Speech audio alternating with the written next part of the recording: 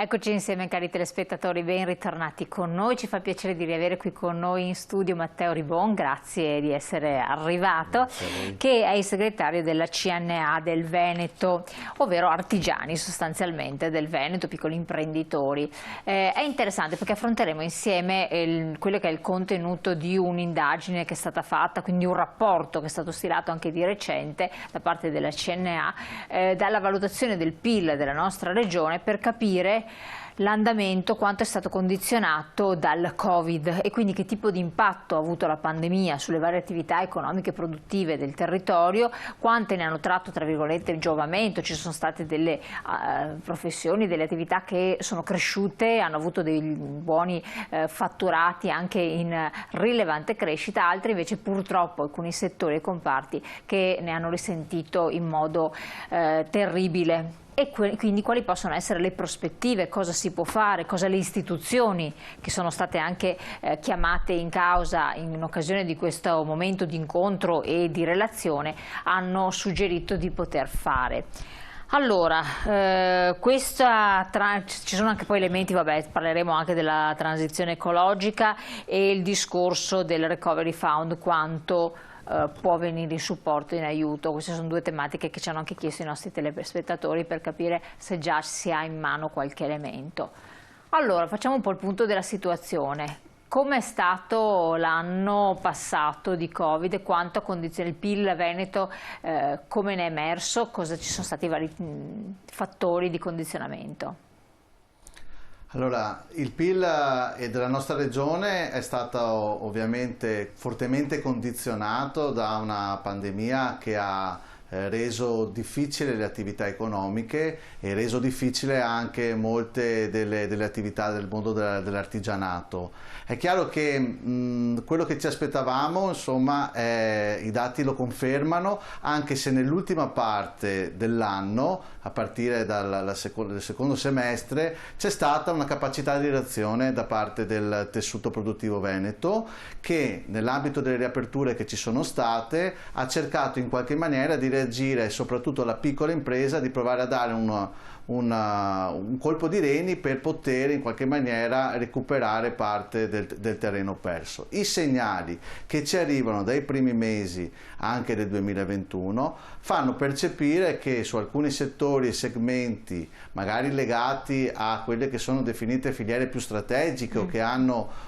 la capacità di spinta per poter reagire più velocemente, c'è un'azione di ripresa e si stima che questa possa essere confermata anche nei prossimi mesi. È chiaro che stiamo parlando di una situazione che è stata molto pesante, che ha determinato un cambio totale di prospettiva per tutta l'economia, non solo veneta ma italiana e internazionale, e quindi noi partiamo da questa condizione qui. Però vediamo che nell'ambito delle reazioni di alcuni comparti, esempio il comparto casa, uno dei comparti che in qualche maniera è interessato da alcuni provvedimenti, c'è una possibilità di recuperare il terreno perso. Alcune questioni che emergono anche da questo rapporto però ci devono sottolineare che nei confronti dei nostri competitors a livello europeo noi avevamo già perso in precedenza un po' di competitività e quindi è necessario attuare fin da subito una serie di riforme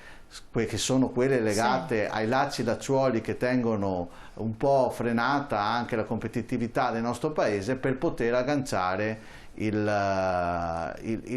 diciamo, i settori economici verso una prospettiva internazionale ed europea. Quindi noi ci muoviamo in un terreno dove c'è molta competitività, dove ci sono realtà che ma perché si sono mosse prima? No, perché la cosa che lascia sorpresi è che comunque i livelli di pandemia in altre realtà sono stati molto pesanti.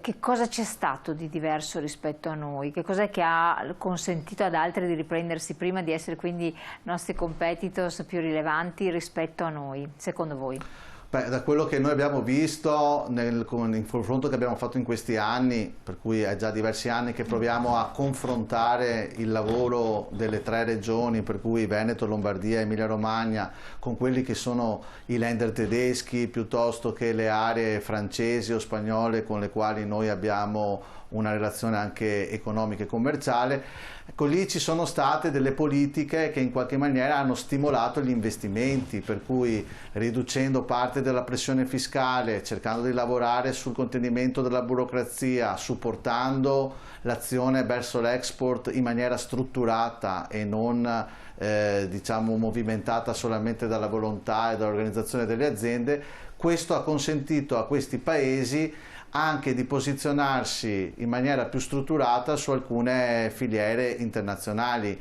Noi da sempre siamo dei grandissimi trasformatori, per cui abbiamo la capacità di lavorare anche dal punto di vista manifatturiero con delle competenze, però ad esempio la Germania su questo, gli investimenti per quanto riguarda la partita della transizione 4.0 sono arrivati decisamente prima e hanno fatto un'opera di investimento nazionale che ha avuto i suoi risultati. Noi ci siamo arrivati un po' dopo e ancora adesso stiamo lavorando su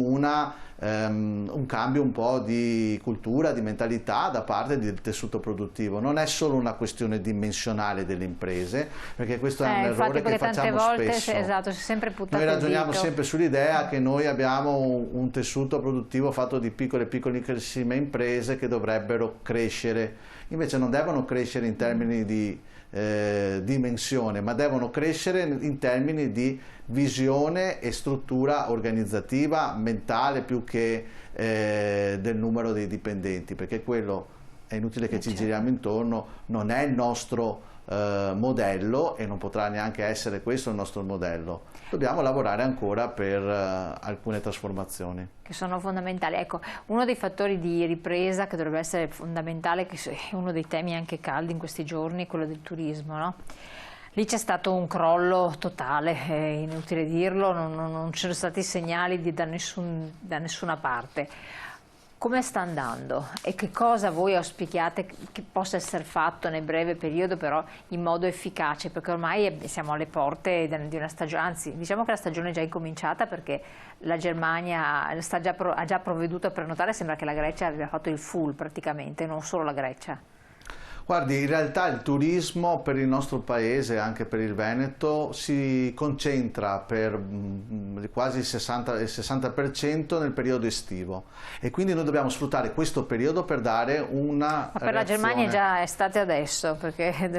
per loro sono già predisposti, insomma adesso sarà Pentecoste, insomma, stanno arrivando anche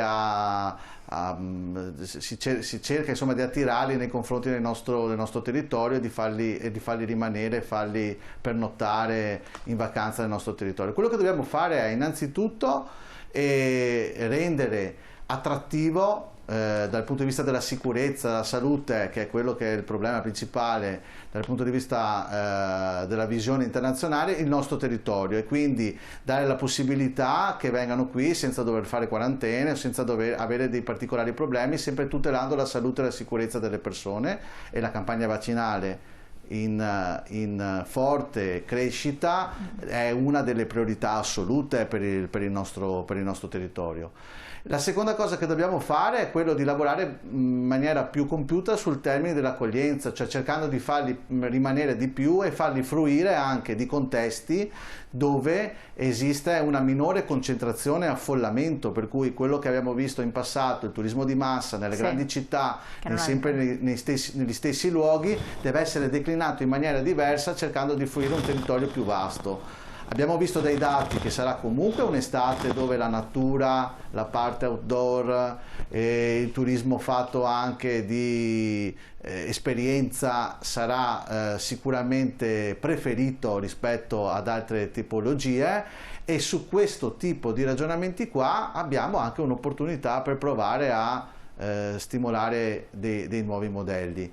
E teniamo conto che noi abbiamo da tempo una difficoltà di valorizzare, anche per dire, non so, tutta la partita che riguarda i borghi, il tentativo di creare dei percorsi alternativi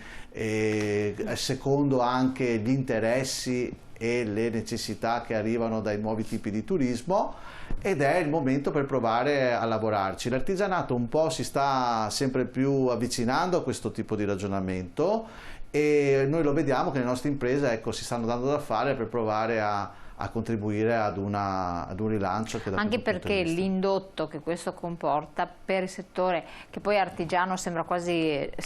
con tutto il rispetto, però anche riduttivo, no, della categoria, perché in realtà è fatta di tanti professionisti negli ambiti più disparati, perché anche l'operatore dell'enogastronomia, che a questo punto è una figura di artigiano anziché il fornitore di certi supporti che servono per sempre l'ambito turistico, che in realtà sono talmente tanti che ne risentono veramente in modo rilevante del fatto che non ci siano flussi importanti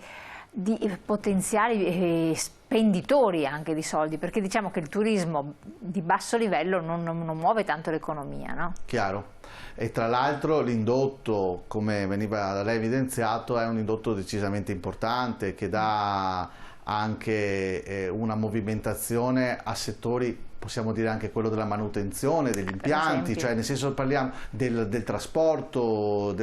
persone, cioè,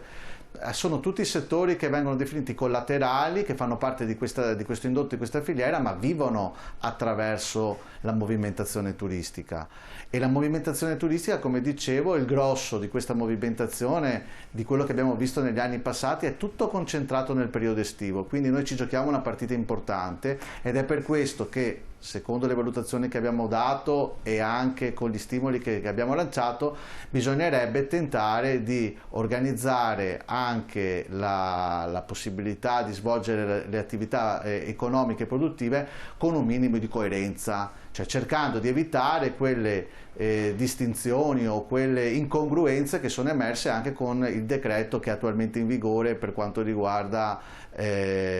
l'apertura delle attività economiche. Infatti adesso parliamo appunto anche delle aperture, che è un tema che si discute in questi giorni, vediamo che esiti potrà avere. Pubblicità, pochi secondi, poi siamo di nuovo con voi.